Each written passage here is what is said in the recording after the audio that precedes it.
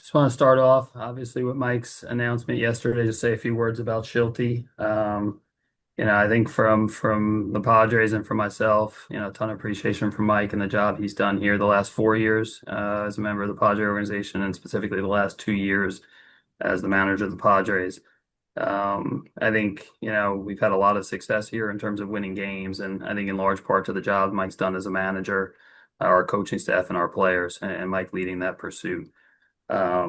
The ability, it's not easy to win in the big leagues and to go back-to-back 90-win seasons, go to the playoffs multiple years, win a playoff series. In the 4 years he's been a part of the organization, three times in the playoffs, a trip to the NLCS. Mike's done a lot of the heavy lifting, honestly, in terms of getting the team in that spot and getting the organization in that spot. I think for Mike, everybody that knows him, he's somebody that puts his entire being into the job. It's 24/7 baseball, and I think puts his blood, sweat, and tears into the Padres and the organization. And I have a lot of respect personally for him, on that end. He's a baseball lifer, and he's devoted himself to the Padres over the last 4 years.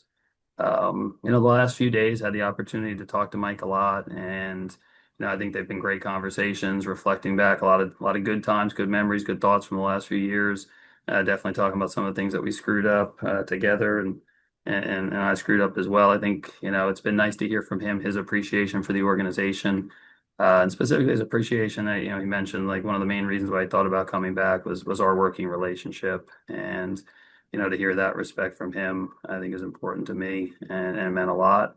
I think we're gonna go grab lunch here in a few hours. He's paying, and I think, to me, like, now the pursuit goes to going to find a manager that'll help us continue in our pursuit of winning world championship for the Padres.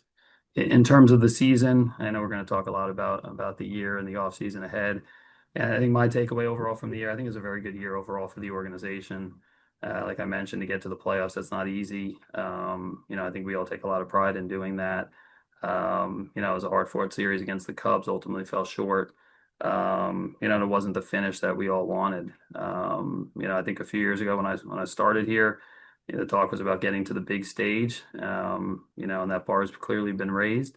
And we're going to do everything in our power over the course of the next few months to get to that big stage, which is getting to a spot where we're playing at this point next year, and we're eventually playing and winning in a World Series. So that pursuit starts today with our off-season process, and we'll open it up to any questions here now. Yeah, we'll go ahead and get started with questions. First up, we'll go to Kevin AC, San Diego Union Tribune. Again, if you have a question, please put it in the group chat and I'll call on you. Kevin? AJ, from your perspective, how did Mike Shildt's retirement go down in terms of you learning about it? And did it have anything to do with any sort of conflict with anyone in the organization from your perspective? Yeah, I mean, I think, to me, it was probably more of a surprise than a shock. I mean, I think, we obviously talk all the time throughout the season, and you get a feel for, like, where he's at, his mindset and everything like that. I think when we left Chicago, last week, he said, "Hey, let me get 5 or 6 days to kind of recharge the battery," kind of talking about being burnt out a little bit. And he went back home to the Carolinas. I talked to him, multiple times last week. It was more small talk, just kind of checking in, seeing how things were going, talking about starting to get ready for the off season, starting our review process. And then when we got to this weekend, you could tell that he was just having some thoughts about what it all meant. And Saturday he got back to myself and John and Eric, and just eventually said, "Hey, this is something that I just don't have the energy to do, physically, mentally, don't see myself continuing in this spot." So that's kind of the last week. Again, like, as the year was going on, we always have conversations about where we're at, what we're thinking, everything like that. So again, probably more of a surprise than shock. So, like, that's the entire scope of, like, your understanding of why he walked away, is just being burnt out. Yeah, I mean, these jobs, at the end of the day, like, it's baseball. It's a lot of fun. I mean, it brings a lot of joy to a lot of people, and but it's a lot of time that goes into these jobs. I mean, I think 162 game season. It's 180 days. It's the off season. It's not really the off season anymore. The way Mike goes about his job, it's not much of an off season, honestly. He's involved heavily in terms of player plans and programming and, working with staff. So again, I think in hearing from Mike and, when you talk about somebody that throws every fiber of his being into helping the Padres or helping the team that he's a part of, that's how Mike goes about it. That's how a lot of people in the baseball world go about it, but Mike specifically. Thanks. AJ Caswell, MLB.com. Hi, AJ. This is obviously leads to another manager search, and you've talked a lot about stability, but this is, I think, going to be a fourth manager in 6 years. And how does that affect kind of what you're trying to build and how you go about building? And how do you make sure that going forward, you can kind of maintain some of the momentum that you built the last couple of years with Mike? Yeah, I mean, I think, in terms of, again, I think in terms of the organization, I mean, from, there's, a lot of us now have been together for a long time, from, Eric Grubner and myself, from the PR staff, from, members of the coaching staff. You look at guys like Ben Fritz and Ruben on the pitching side, Ben, I think for 11 plus years. And now Ruben's starting to get to, half a decade with the Padres. You look at Mark Rogo, our head trainer, Josh Stein, Pete Young, and a lot of others in the front office. So, there's a lot of us, and from a player standpoint, we have a lot of guys that I think, again, by design, you need stability and people with ability. And I think, from a player standpoint, we've got a core group that's, from Machado to Tatis to Cronenworth, et cetera, that have been parts of these playoff runs and, a big part of what we do. So I think it's crucial. I think in the manager chair, for different reasons over the last 5 or 6 years, we've had different managers in those spots. I think we've gotten to the playoffs with different managers, which I think speaks to the strength of the roster and the organization, et cetera. But no, I think the idea is similar to those other areas that I outlined. It's to have a manager that's here for 10 years, just like a lot of other people in this organization have. And there's a lot of value in that. So I understand that. I understand the value that comes with that, and I think that's the goal here. When we make this next hire, is to have somebody that's here for the long haul, like a lot of people have been in this organization. And then just to clarify, you expect to be back in this role this upcoming season, and what is your expectation for the future, given that your contract with your contract going forward and what it might look like? Yeah, I mean, I think from my standpoint, I love the Padres in San Diego. I think obviously like proud to be a part of this thing and like proud of the work that's been done over the last 10 years to get us to a spot where we're one of the more successful franchises. I think we understand there's some unfinished business that's left to be done. I look forward to having conversations with John and the group, here this off season. But again, like we have a lot of work to do. So it's, we've got a good team coming back. And, I think for myself and our front office, our focus is always on trying to build, a championship team year in, year out, something that's sustainable. But again, like, I enjoy it. I love it. I love San Diego. I enjoy the people here. Feel responsible for the people that are here and really enjoy the relationships and looking forward to this off season, honestly, and the future. Next, we'll go to Tom Krasovic, UT. Good morning, AJ. Managers seem to burn out faster than presidents of baseball ops and GM types. At least there seems to be more turnover. Do you think the managerial job, there's more wear and tear on guys and causes health problems at a higher rate than perhaps your job? Yeah, I mean, I don't know. I mean, I think it's all, I think it's obviously like, individual based and, I know these jobs, like I said, it's baseball. So it's, there's a lot of joy to the job. I don't want to, I can speak from my own experiences. There's a ton of fun every single day coming to a ballpark and talking and watching baseball.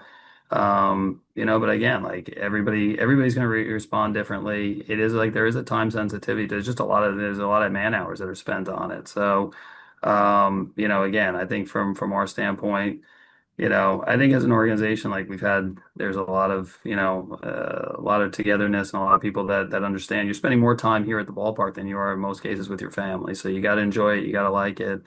And I think from a health standpoint, it's important to be happy when you come into work, because we spend so much time together, honestly. Do you think, but you don't think there's anything intrinsically about managing that's more stressful? There seems to be more turnover at manager I think, than yeah, I mean the manager job, obviously, like, you're traveling with the team, you're in uniform, you're 3 hours, it's intense competition that you have a direct role of what's going on. I think one of the benefits, you get to deal with the media twice a day, so that may help to lengthen some lives, but just kidding. But no, it's a different deal. Obviously in the front office, you're able to, you're watching the game from a different perspective, different lens. The travel's differently. The travel's different. The manager job, it's you're there with your players and your group, and it's similar to a player in terms of being in the clubhouse, the locker room, the day-to-day grind of it. I think that's like, it's a different pace, and I think what you're saying, Tom, like, yeah, maybe that again, that pace is a challenge. Like, honestly, from a time spent standpoint, front office jobs, you spend a lot of time, just it's a different type of it's a different type of physical toll, and that makes some sense to me what you're saying. thanks. Kyle Blazer, foul territory. Hey, Jay, you mentioned the conversations that you have with Mike over the course of the year. When did he first indicate to you that this might be, a step he wanted to take and retire at the end of the year? I mean, I don't, like the retirement piece, that really didn't come up throughout the season, like that portion of it. I think you could just tell again, like, like again, physically, mentally, the joy you get from the job. I think those are different things we talk about all the time, like big picture wise, me and him. But I think it was more when we got to Chicago. Like, you get to Chicago, and now the season's, it's done. There's a lot of emotion in that room. There's a lot of emotion from our players. We have a lot of guys that care a ton about this thing. And I think kind of coming out of that was the first time, like talking to him, where it was like, all right, yeah, this is something that he's that definitely wore on him, and more so from his standpoint, this is something he's got to make some decisions on. So in terms of where he was at, so. Great. And then what does the timeline look like for conducting managerial interviews and potentially making a hire? Yeah, I think we'll get started here today, in terms of just like, getting the candidate list together, and then, starting with the interview process, and, kind of going from there. I think it's really just more about, getting, quality candidates together, being thorough with our process. And I don't think there's any said, hey, by the GM meetings or by this date. I think it just, when we feel like we've been thorough, in the organization, we've got all of our questions answered. And I know we've got a good group that's already starting to reach out, that's, I think, interested in the opportunity. But it's no said, hey, we need it by this date, et cetera. I think it's when we go through the process and feel good about everything that we'll have our next manager. Awesome. Thank you. David J. AJ, when Mike came to you with this, was there any discussion with him about another role in the organization, going back to the player dev side where he has such deep roots? Well, Mike was pretty clear. I mean, I think, like, from his standpoint, that he doesn't know exactly what the next step is, but I think for him it's just a chance to take a break. And I think he enjoys the game and baseball and everything like that. But I think he was pretty clear, like, this is what he wanted to do, is his decision, his path. And we respected that, and just supported that. Dennis Lynn, The Athletic. AJ, you spoke about this generally a little bit earlier, but have you had conversations with ownership about a potential extension for yourself? And do you expect to be here past 2026? I mean, to me, like, again, I think, like, in terms of, my situation and the contract, obviously that'll be between me and ownership, and what that process looks like. And again, I think, we'll have those conversations here going forward. But I think from, myself and the rest of the baseball ops group, a lot of confidence and faith in, like, our roster, what we're trying to do, what we're trying to build, and that's going to be a big emphasis and focus here over the course of the next few months from our end, is putting a championship team on the field for next year and the future. Do you view that though as maybe a concern for potential your next manager who might not know, exactly what the future or the organization future of baseball ops is? I mean, again, I think it's a really attractive job. I mean, I think it's obviously we, play in a beautiful ballpark. We've gets, everybody talks about the atmosphere has been created by the fans of San Diego. You get 3.5 million fans coming to the ballpark, year in, year out. It's, as good an atmosphere as there is in the game. I think it's like I mentioned, it's a great organization. We produce players, we put talented rosters on the field. We go to the playoffs. I think it's the challenge of winning a World Series in a city that hasn't done it before. And we have some phenomenal players and staff. So it's I can only tell you, like, just in the last few hours, you get a lot of people reaching out. I think I think from my eyes it's an attractive position and job, and I can tell from the interest that's been coming in, and then some of the conversations that have happened here in the last few hours, like it's viewed that way in the baseball community. Next, we'll go to Jeff Sanders. Hey, AJ, you've had two managers walk away from playoff caliber teams. What do you think that says about the organization? And are you concerned about what maybe the outside world thinks that says about the organization? No, I mean, I think, again, like, I think we, like, each situation's been a little bit different. And I think in Bob's case, obviously, he went to San Francisco, the last few seasons and felt like that was a dream opportunity for him. I think in Mike's case, I think it's a different set, of circumstances for him. So, again, you look up and down our team, our organization, our roster, our players. We've got a lot of people that have been here for a long time. It's a great place to work. It's a fun place to work. Again, it's always demanding. Like that's just the nature of high performance sports, and like in Major League Baseball. And again, I think we set a high bar. That's a good thing. But it's a collaborative environment, it's a fun environment, and that's why I think a lot of people have been here for a long time. And again, like you hear from the players all the time. Like this is a crown jewel. This is a destination for players. And it's we have players that have come from other organizations and some other top organizations, and they talk about the Padres being being a the spot that's the best place they've played in. And players aren't going to talk like that and just say that they're coming here because they see a lot of connection, a lot of people together, a lot of things that are well run and done, and they have success. They like to win. So I think for all those reasons, I think it's a fun place to work, honestly. And then your last two managers had experience. Do you need a certain experience level for the next manager, or will you entertain rookie first year managers? I mean, again, I think everything's on the individual. I think we've seen, and you see it, in the playoffs. You see successful managers that come from all different backgrounds. We've had last two managers have been very accomplished, and guys that have had success elsewhere and had success here. I think we've also seen guys that have been first year managers. Jace's first year, getting to the playoffs and finishing in the top two or three in manager of the year. So you look throughout the year, throughout the game. There's a lot of good managers that have done it for the first time. There's a lot of good managers that have been in their second or third stop. So I think for us, it's just going to be best fit, best person, who that is, who fits our group and our team. We're going to be very thorough in what we do, and talk to a lot of people that come from different backgrounds and experience levels, and hopefully get somebody that's here for a long time and leads us to a championship.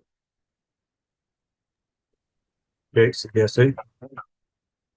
AJ, you talked about that core group of folks that have kind of helped elevate this organization to where it is and been around for a while, including the coaching staff. How important is it for you with this next hire to make sure that part, the coaching staff, kind of stays in place? An example, if you were to go external, maybe somebody wants to bring in their own coaching staff. Yeah, I mean, we have great coaches, I think, like that are on the staff. And again, I think, the way we look at the coaching staff piece, I think it's important to have, the manager weigh in and have his say on the staff. But I think it's, you want a manager that understands that there are good people that are already in place, and I think, that's a collaboration, that's a together conversation about what that looks like. So again, I think a manager is going to come here knowing that we have some super talented people that are in place, and we've done a lot of winning. So we'll be open if there's some ideas on, hey, we can change this or tweak that.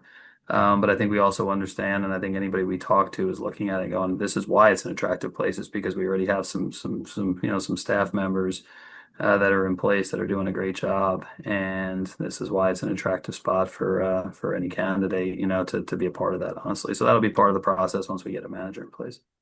And then a logistical follow-up with Mike Shildt. Was there any financial settlement with the final 2 years of his deal, or did he walk away from 100% of the money in those final 2 years? Yeah, I think again, I say this all the time, but from an organization standpoint, not commenting on anybody's individual contract situation or the financial impact of that. Marty, Caswell.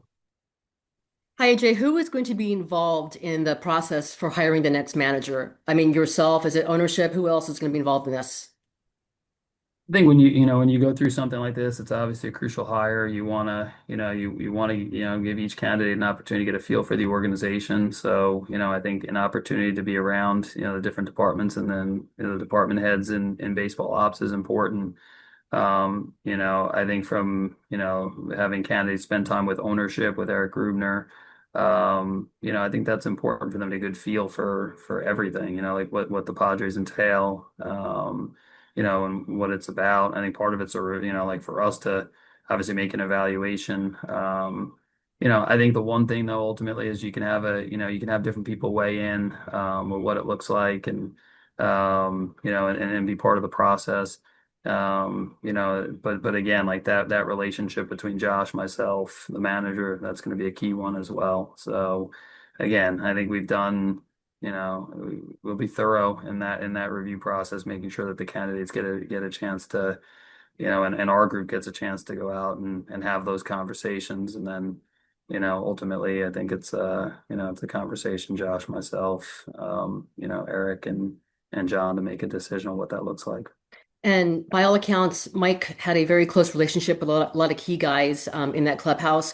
What's been the reaction of a player specifically like Manny Machado, who has 8 more years left and has gone through quite a few managers during his time with the Padres? Yeah, I've had conversations with a bunch of the players. I have to have more here in the next couple of days. I think like from the player standpoint, it's like you would expect, it's all different. Everybody's had different reactions. I mean, everybody's an individual and they're gonna have their own thoughts. Again, I think for the most part, I think, most of the reaction has been about, an appreciation for Mike and what he brought to the table. And, we've done a lot of winning in the last couple of years with Mike as our manager. So I think everybody respects that. And then I think some of the conversation has been looking forward. So, again, I think that's been some of the conversations I've had with the player group. If I do one more, I'm sorry. Were you aware of any conflict whatsoever with Mike and the coaching staff or members of your baseball department? I think, I've seen that out there. I mean, I think the biggest thing about that, again, like I think the last 2 years, like a lot of the success we've had is because of, how tight the group has been together in terms of the coaching staff, the front office, the players. I think you see it translate onto the field with the player group. Again, like there's always going to be tension. There's in a high performance atmosphere. There's going to be disagreements. I mean, I think that's healthy, and like, I think that part of it is, I think that's the nature of when you spend 180 days together with different people. But again, I feel like a big part of it, like the last couple of years of why we've gotten to the playoffs, won 90 games, been successful, is because there has been that togetherness with, staff, players, and I think the players have felt that. Now, Trip, NBC. Sort of related to Jake's question, when you hired Mike Shildt, you touted the familiarity that he had being within the program, the organization a couple years before he was hired. Being that there are some potential internal candidates, how important of a factor, how valuable might that be with some of those guys, considering who you give the job to going forward? Yeah, I think we have, I think, like you mentioned, Darnay, we have some strong internal candidates, and I think that'll be one thing that they bring to the table, is the knowledge of, the organization, but it's definitely our roster, our players, our people. So I think there's a lot of positives to that. But I'm also anxious to get a sense from some people from outside the organization, to get a feel like with a fresh perspective and what that looks like, and their take from outside. So again, I don't think it's, hey, it has to be this way. It's, this is going to be a must, for us as we go down this, as we start the process, at least maybe as we get into it, something that really starts to pull on us that this is super important. But we're going to talk to, again, like I mentioned, we have others that are being asked about in other spots in the league, that are internal candidates right now. So we have a strong group that we're going to talk to that have had those experiences, and then we'll also do our best to talk to people that are outside the organization and get maybe a different perspective there. And as far as the roster goes, what do you view as kind of the biggest needs going forward, and where does more power, a power bat, kind of fit in that? Yeah, I mean, I think like, and as we start the off season, I think the good part is kind of the core foundation, in terms of the position player group and the bullpen is there. I think, you look up and, like from the bullpen, which was a huge strength for us this year. Obviously we'll see what Robert Suarez's situation is. But I mean, it's, you have, the ability with Mason Miller and Maury Hone and Jason Adam coming back, and a group of guys that have been here for a long time, the development, hopefully of a David Morgan and a Bradley Rodriguez, and some guys in the system too that I think are going to play in for us in the pen. So I think we start by looking and seeing we have a bullpen that should be a strength for us again. A position player group that you go around the diamond. We have a couple free agents with the rise in O'Hearn, but around the diamond, we can basically go play, like a decision to make on Ramon and his situation, Ramon Laureano and his option deal. But again, when you start a team with Merrill, Tatis, Machado, Bogarts, Cronenworth, now Fermin, it's a good place to start. And then the starting pitching side is going to be a huge boost getting Joe back.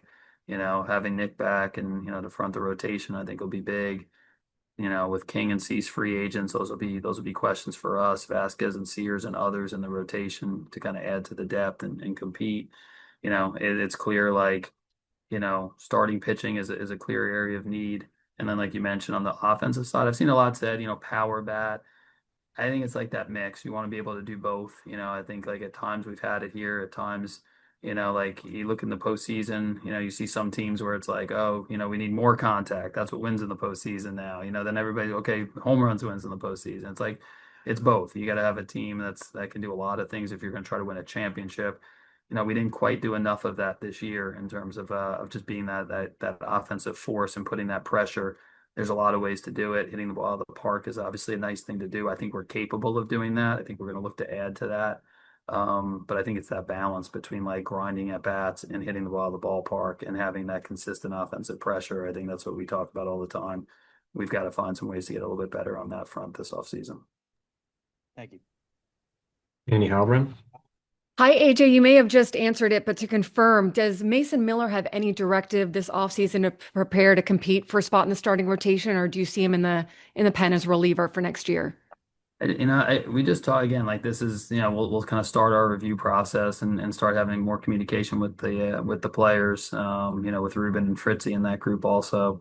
The only thing I said to Mason at the end of Chicago was honestly like, hey, like, obviously like thankful for the way he performed and impressed with how he went about his business after a big trade. And then just telling him that we'll be in touch in the next couple of weeks and have that conversation. So that'll be up between us and Mason. I think the good news is he's one of the great talents in the game. He can do a lot of things on the mound. I think we've seen like obviously the dominance with the fastball slider mix, the changeup coming into play. We've had some success here making guys starters, between Pomeranz and King and Lugo, and some others that I may be forgetting. But at the end of the day, like we'll get together as a group. We'll have our thoughts. We'll definitely get Mason's thoughts and hear what he thinks is best. We'll see how the off season plays out roster wise, and then we'll have some clear direction for him of what that looks like. And then my last question is, Darvish mentioned he had a few things to think about at the end of the postseason. Have you heard from him or had any conversations with him? And do you expect him to be in the starting rotation next season? Yeah, I talked to you quite a bit here over the last week or so, and so have others in our group. I think it's something that we'll keep talking to him over the course of the next couple of weeks to see what it all means for him. I think again like you this year, really starting in spring training, he was probably not 100% all spring training in terms of or we got into the regular season. he's a big part of the organization. And I think we'll have more conversation here over the course of the next couple of weeks. But it's just really been the start of it overall, honestly. We haven't really had a chance to get too detailed on anything, and I think we'll start digging in more with Darvish and others here over the course of the next couple of days and leading up to the GM meetings here at the beginning of November. Thank you. Thank you, Annie. Thank you, Kyle Glazer. Hey, AJ, you kind of alluded to this a little bit earlier, but what are the main traits and qualities you'll be seeking in the next manager?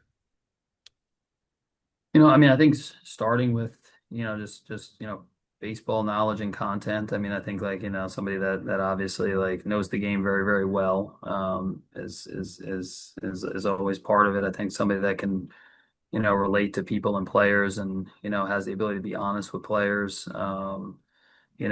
But understands that the way to deliver messages may be different for different guys. I think somebody that really, at the end of the day, like is valuing the organization.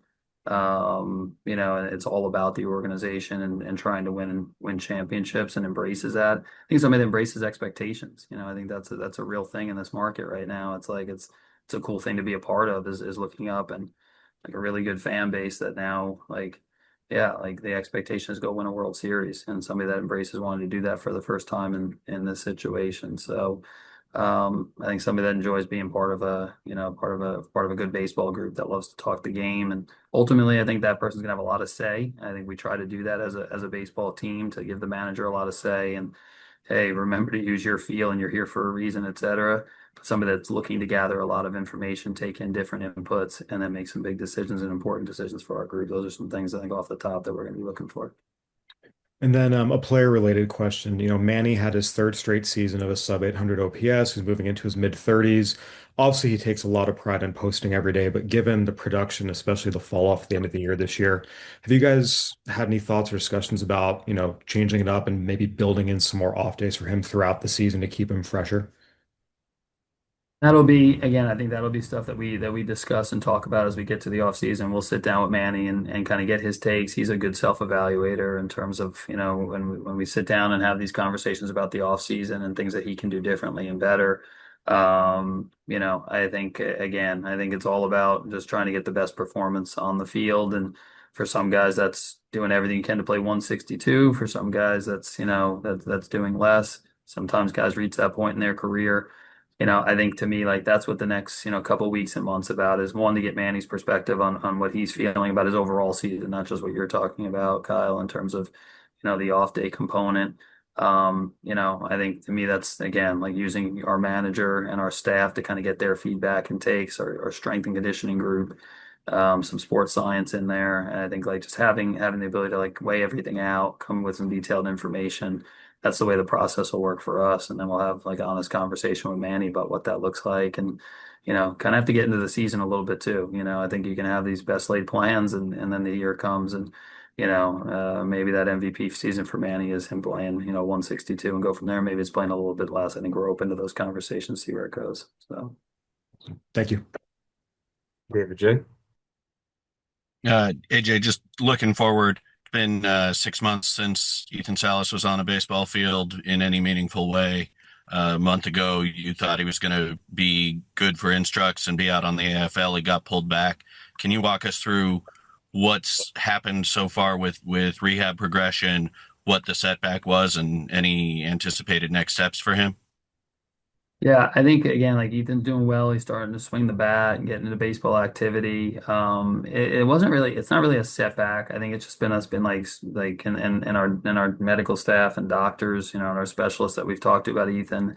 It's just being like very, very, I think just understanding he's 19 years old and, this is all about the next 10 years. So I think from our standpoint, it's been like, hey, you know, I think from the medical team, we got to the fall league, and I think we were hoping that would be the time that he would get started to play.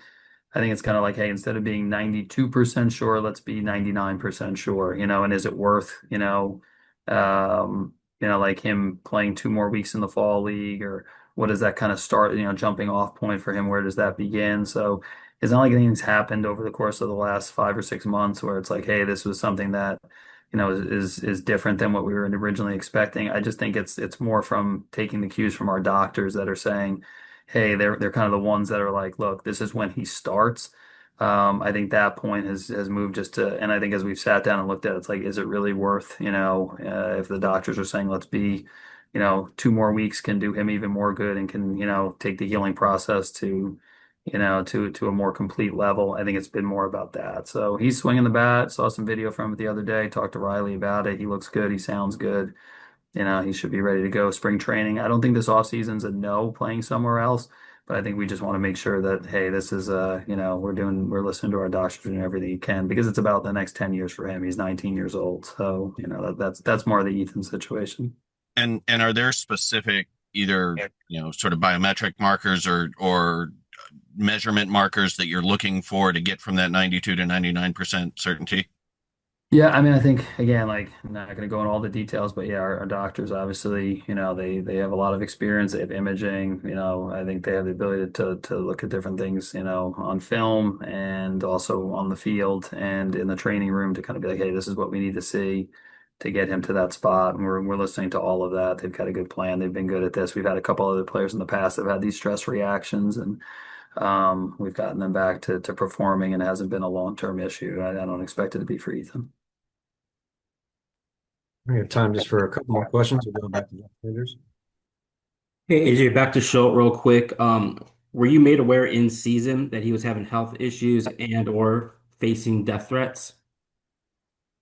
I mean the death threat piece, yes. I mean, like, I think from the health standpoint, again, that's probably for Mike to comment on. Like and talk about. I think again, like, you get into these seasons and there's a grind, I think from that standpoint, but I think the health piece was something more over the course of the last few days when we talked about it.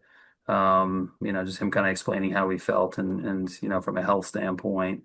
Mike's a guy it's all about that night, that day, grinding through, putting his energy into that. So he didn't share a lot of that, but the other piece you mentioned, I was aware of, yes.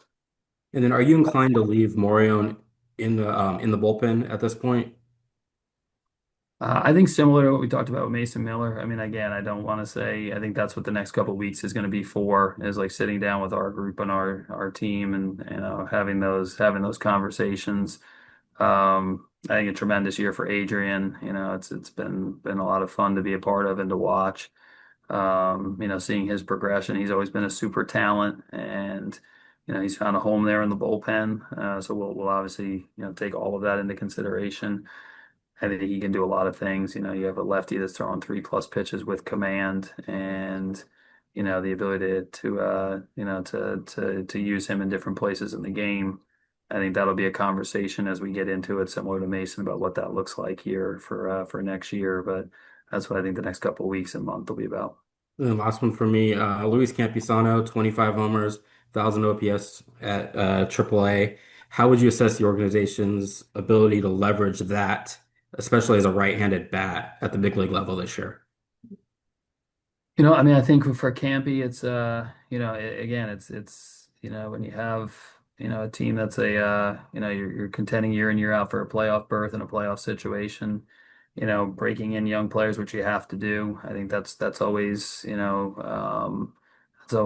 part of the conversation and discussion. I think for Campy, I'm hoping that what was not his ability to go back to AAA, which guys don't have a chance to do all the time.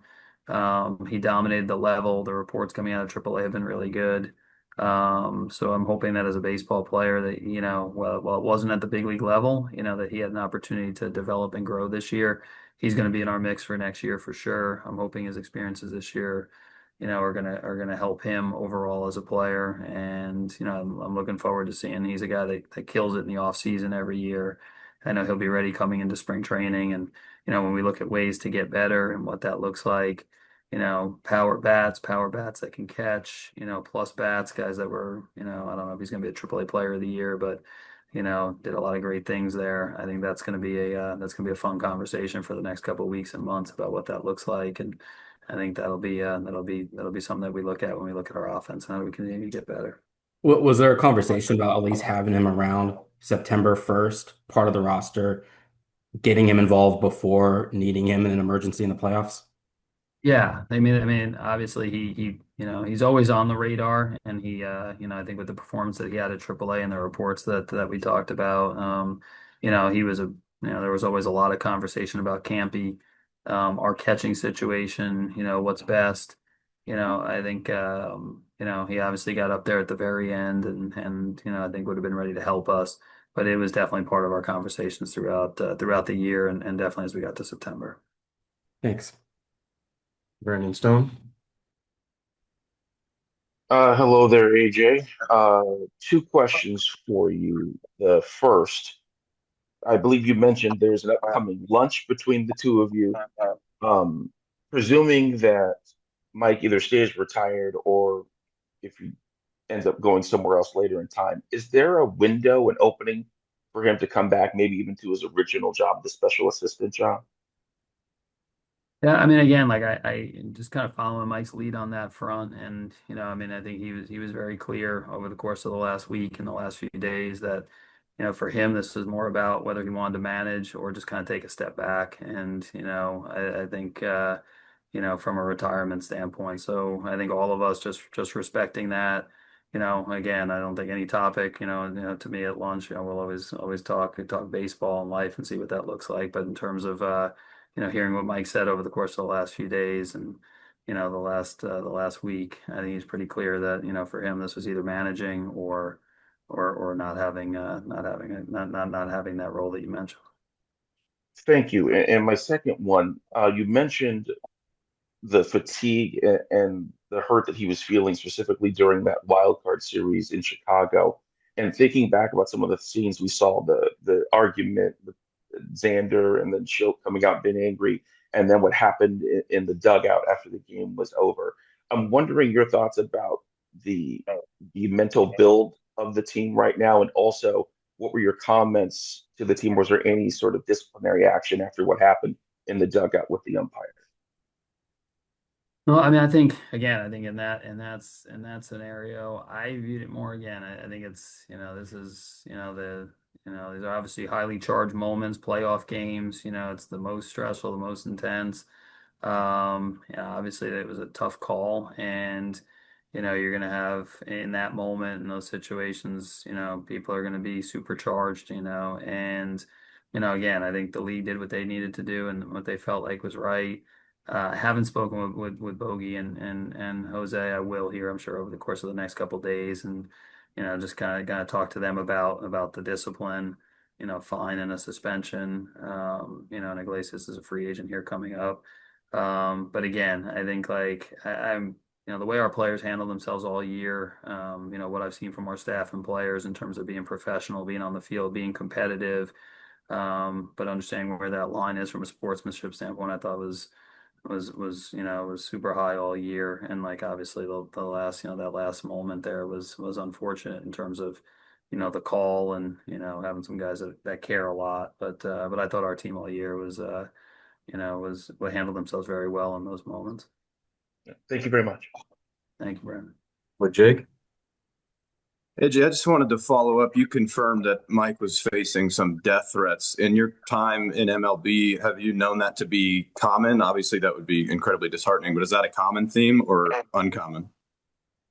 Yeah, no, I think again, like I think that's unfortunately kind of part of it. In terms of I've seen players, staff, other people in the organization. I'm not saying that unfortunately have to deal with that from time to time. So, these are again, I think it's unfortunate. I think our organization does a great job of handling that, and handling those situations, and the league does. But it is part of it, when you're in these profile positions, and it's not like it's something that I have not seen in the last 11 years. Like it's something that's come up with different players or staff members at different points in time. So, Thanks, AJ.